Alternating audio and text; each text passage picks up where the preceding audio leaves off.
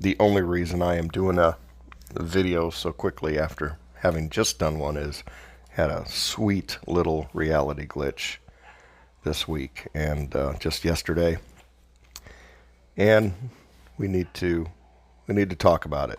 We need to document it. We need to talk about it. We need to put this one on the books. And I realized yesterday driving home, just thinking about this glitch in reality, I was realizing, and I already know a lot of people out there are going to say their objection, like, you just didn't look close enough. You just got it wrong, guy. How are you so arrogant that you think that this is a glitch and you just didn't make a mistake? So we'll get into that. But as I'm driving home yesterday, I realized that when a glitch happens, it doesn't bother me. It doesn't rattle me. It doesn't shake me or shook or trigger, all those words that were so popular back in 2016. None of that. It's complete opposite for me. To me, when a glitch occurs in the reality, in the construct, when I see it, to me it is a reaffirmation. It's a sense of connection and comfort. For me, that's what these glitches end up being, because I've talked about my God encounter back in 2016 many times, and it was at a low point in my life, and God came down and just completely blew me away. And it was shortly after that I was like prompted, to ask for something. I asked if I could know something about reality. And that same day, 3 hours later, it just all started hitting me. Boom, boom, boom, boom, boom. For me, when I catch reality glitching, when I see something off in the construct, it is, to me, that it goes back to that connection that from that one divine encounter. It's just it's a feeling of comfort. Like I've never thought that this is some talent that I have. I've always thought I'm being guided, like some spiritual hand is snapping its fingers in front of my face saying, wake up from the delusion or the dream, wake up, see what this really is about, see this reality for what it is. So for me, I've been guided or allowed to see it, not that I've got some abilities in and of myself. That's how I've seen it. Of course, there's been many to come along and say, no, this is just a trick. You're being tricked, guy. This is a soul trap. And I've pondered that, and I know that I would love to be able to just say that I can disprove that, but I can't. But I can say that, people say go with your gut. And it's not just my gut. When I had that God encounter, every fiber of my being felt this was right. This is like my creator. Some people say higher self. Some people say source, whatever you want to call it. This thing, this encounter, this being was like my life force. And the love, the connection, the understanding, all of that was just beyond words. So beyond a gut feeling, every fiber in my being was this being loves me. This being wants the best for me. This being wants me to grow spiritually. That was my understanding. But it was about 5 days later that the Mandela effect, or the glitching in reality, was that was when that conversation started, about 5 days later. And it was just me saying, I'd like to know something about this reality. That's it. Started the YouTube channel just to start documenting it because it was so intense, so many things. So of course it's diminished in frequency, but it also isn't necessary for me to see something every week or every other day. I don't need to see reality glitching to that extreme. So there's been a normalizing. There's been, somewhat more of a routine for me. But when glitches happen in your everyday life, I think they need to be called out, discussed, shared. And in my day-to-day life, as I was mentioning this new job in the last video, a big part of my job, I run facilities, and I have These things in this picture are called RTUs, rooftop units. They are basically your air conditioning for the building, heating and cooling.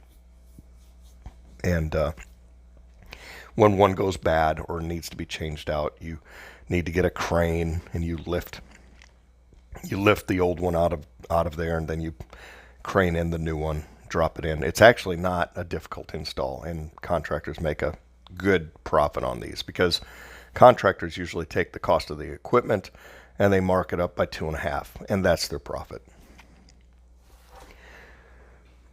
One of the things that my company wants me to do, which is kind of an old school thing, in big companies like this, it's kind of old school. If you're in a smaller company or working for a church or something where every penny matters, you're going to go out and you're going to get 3 bids. You're going to put out a request for proposal. You're going to get 3 bids. You're going to analyze the heck out of those 3 bids, and then you're going to many times go with the lowest bid. That's typical. This company that I'm in is, I don't know, $25 billion a year in revenue. It's global. It's way too large to be worrying about 3 bids. And the reason I say that is companies of this size will typically bring in a power buy. They'll bring in an integrated facility manager or facility management company, and that company will say, for the next 3 to 5 years, you'll sign a 5-year contract with them, and you'll check it within 3 years. And they say, for the next 5 years, I'm going to handle all of your facility needs in the following categories, and HVAC might be one of those categories.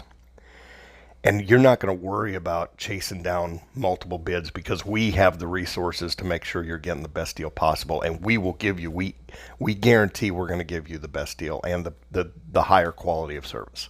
So you don't need to worry about chasing all that crap down, guy. This is what I'm trying to get my company to look into and to sign off on, because I don't want to chase 3 quotes all day long. This just is too much time. And of course, there are ways to kind of test and make sure that this company that's handling something like that is not taking advantage. There's ways to check that. There's ways to make sure that you do random checks and make sure that you're not being ripped off. They're not going to do that.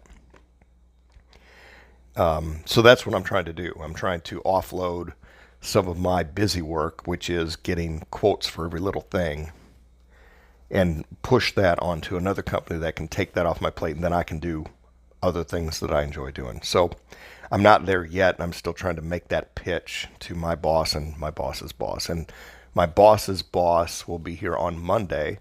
So be praying for me that I can make a good impression and have an ear with these people. Anyway, back to this 3 bid process. So I've got 2 units that need to be replaced. They're like 20 or 25 years old. Some in the 20s. They're old, and they need to get replaced, and they're in another state. They're not here. But I had 1 quote already that somebody before me had received, and it was for $91,000. And I went back to that vendor and said, look, there's a few things I want you to add to your quote. If you need to revise it, fine, but send it back to me. I want you to add that you're going to add a brand new P-trap and on the condensation line, and I want you to put in there that you're going to put in a new disconnect. So the guy didn't seem too thrilled about meeting me. He never responded to me. He's obviously not interested in forming a relationship, and that's fine with me. I've got to get 3 bids anyway, and the one that I like the most is who I'm going to go with. Second bid came in. Here's where the glitch story starts coming. Second bid came in, and it came in at $58,000. So first one's $91,000, next bid's $58,000. Now, something you should know is I taught in a trade school for 3 years. I taught the fundamentals of HVAC. I taught technical math, and a big part of that technical math class was, and I would say this to my students, I was like, this class might be your most important class, and this class might save your company, save you from making big mistakes, help you make your money properly, because one of these days you're going to be estimating a job, and you're going to have to write a quote, a proposal, and if your math isn't right, you might be on the hook. You might contractually be on the hook. You send them an official document saying, we're gonna do these services for this amount of money. Please sign and get it back to us. You might be on the hook for that job at that price that you quoted if you didn't do it right. So I'm going to teach you. I'd say to these guys, I'm going to teach you the skills to quickly double check yourself so you don't have this issue and lose a bunch of money when you're quoting jobs. And what I was leading to in that class, and I was trying to, sell them on the idea of why they should pay attention to my class and the value statement. That was my value statement. This is going to put money in your pocket. That's why you should listen to me. And I started to teach them, here's some tricks where you can do quick and instant mental math. Mental math will save your butt when you're doing estimating because people want to trust the machine. They want to trust the calculator. And they don't think about the numbers themselves and if it makes sense. So you always do mental math. It takes you a half a second to do when you just practice it.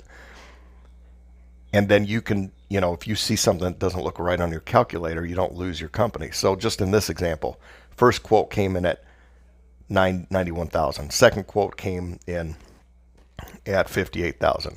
So quick rounding, you got 9. You got 9 and you got 6. Do the fraction. 6 over 9 is what? It's 1/3. So basic, or 2/3, I'm sorry. 6. So 1/3 is your discount. Basically, this quote is more than 1/3, and I know people are triggered by 33. This quote is more than 33% discounted from the first quote. Quick mental math. So that's a red flag if you're doing a quote. If you're writing a quote for your product, and if you're a contractor and your equipment, let's say your equipment is costing you $50,000, and if you're trying to mark it up 2.5 times, you know that instantly your quote should be at least $100,000 or more. If your equipment cost you $30,000, then your quote should be probably $75,000, something 75, 80,000, just to be clear. So this is just quick mental math, and then you don't trust your calculator. So first quote's 91,000, second quote's 58,000. And I'm thinking there's a few possibilities here. One possibility is they did a mental math mistake and they quoted me incorrectly. The second possibility is I'm looking at the wording in the contract and not looking at it, the fine print close enough. So I scoured this contract over the weekend. I went through the terms and conditions of both the 91,000 and the 58. I went through, the wording, very specific. So I want to make sure, is this a quote for just labor, or is this a quote for installing 2 new units plus labor? Because maybe they left off the labor, maybe they left off the equipment, or maybe this is a quote for 50% down and I'm still going to have to pay the other 50%. Or maybe this is a quote for 1 unit and not 2. So I double checked that quote real thoroughly, and nope, in all ways, this was a quote for 2 units, labor and materials, not a 50% down quote. So I'm like clear, and I'm like, I think they just made a mistake. I should just sign this sucker. But I'm not that way either. I jokingly say I should just sign that. So I'm not going to do that to somebody. This is just not the way I can't live with myself feeling like I've taken advantage of somebody. So that's not something that's in me. That being said, I will tell you, back in college when I was in business and being taught the ethics of and the role of a manager, a business manager, the ethics that I was being taught in the 90s. And this, these schools have rolled a lot of people out with this mentality. This is more of the Trump mentality. Your ethics, your guiding principle is to make the most money for your company, to get the most profit that you can at a given level of risk. So your ethical duty, my ethical duty under that training should be to take advantage of this company, to put the screws on them and make them do this job even if it's at a loss to them. That's the ethics that my business training from college would have been instilling. Now, I don't follow that rule. I follow my own moral compass, and my own moral compass says I'm not going to do that to somebody. So there's that. Interestingly, too, in this glitch, this company there's some names that are kind of hybridized and confusing. And two of the names that are hybridized and confusing in this company and the work, the word action comes up and the word Anderson comes up. And Anderson from the Matrix, is Neo. Hello, Mr. Anderson. And he had to take action real quick. He had to make a decision, take action. So if you're looking for any kind of, symbolism here, Mr. Anderson and taking action might be part of this. But anyway, I have a consultant that's a friend of mine. He's been a friend since like 2009. And he's an HVAC expert. He used to be an instructor and a lead instructor and all that stuff. But I said, take a look at this quote and tell me what I'm missing here. And we're both, going over it. And as I'm looking at it, the confusion of those words came up, but also the price. The price was now $48,000. The day before it was $58,000. The price is $48,000. I'm like, oh my God, it's even less. I'm not mistaken on that. It was $58,000. I'm 100. I mean, two big quotes. I'm looking at it. I'm analyzing it. I'm analyzing the wording. I know the price. It went from, and it's, not an even 48,000. It's in both cases, like there's something like $281 or something like that. But it went from 58,000 to 48,000. And I did not mistake that number. This is just one of those glitches that, just kind of funny. I did tell the guy, I said, there's something wrong here. And he said, thank you for not holding me to this. He was appreciative. Let me get those numbers back to you. Yeah, I think he crapped his pants when he realized what he'd done.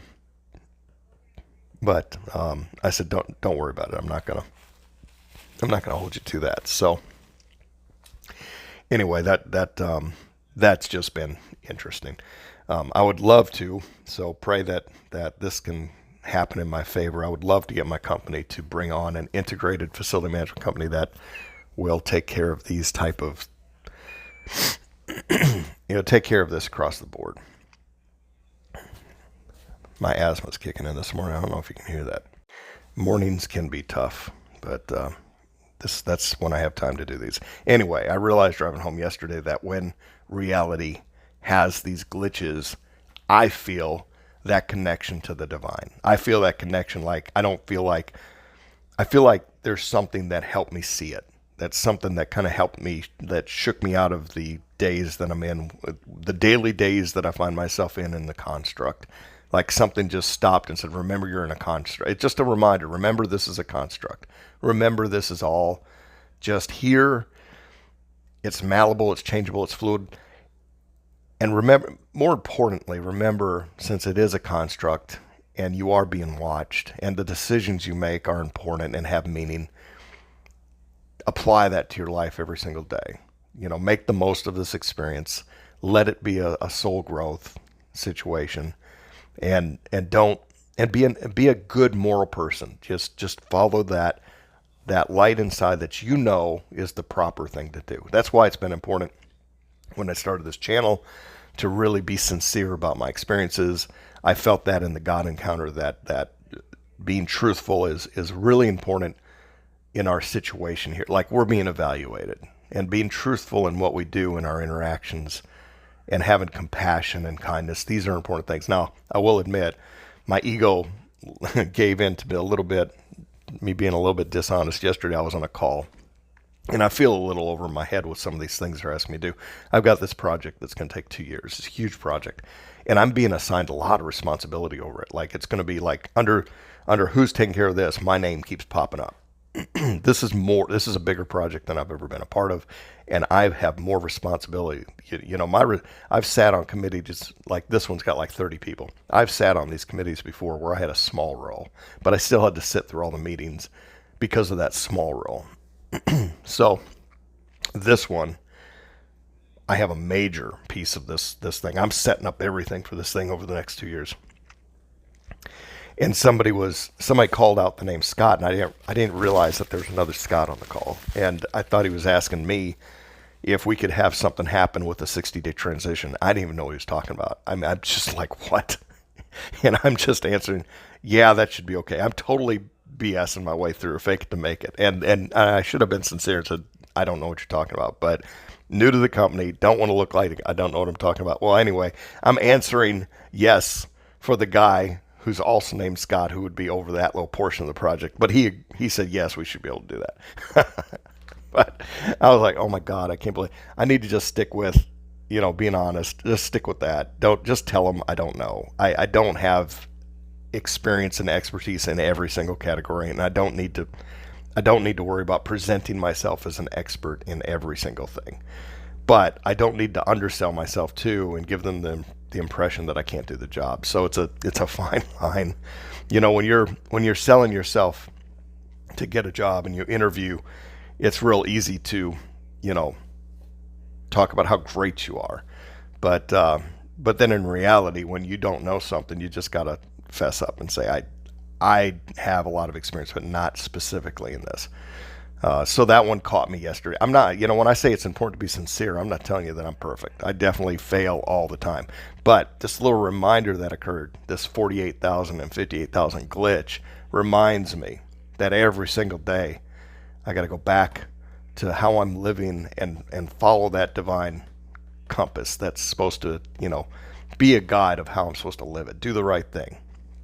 Grow spiritually, waken spiritually, and carry that principled life that I believe is important. I don't believe, so I'm not leaning into the soul trap idea. I'm leaning into we're here to grow, and people are watching. People beings are applauding our success, not necessarily, condemning us for every little mistake. Because when I had that God encounter, I felt incredibly accepted, incredibly an incredible sense of belonging despite all of my failings.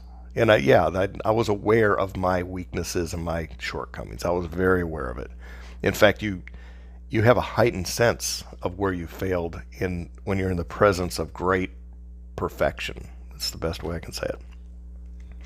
But you don't feel judged and condemned either. It's a weird feeling. It's a weird feeling of I just want to do better because I want to be better.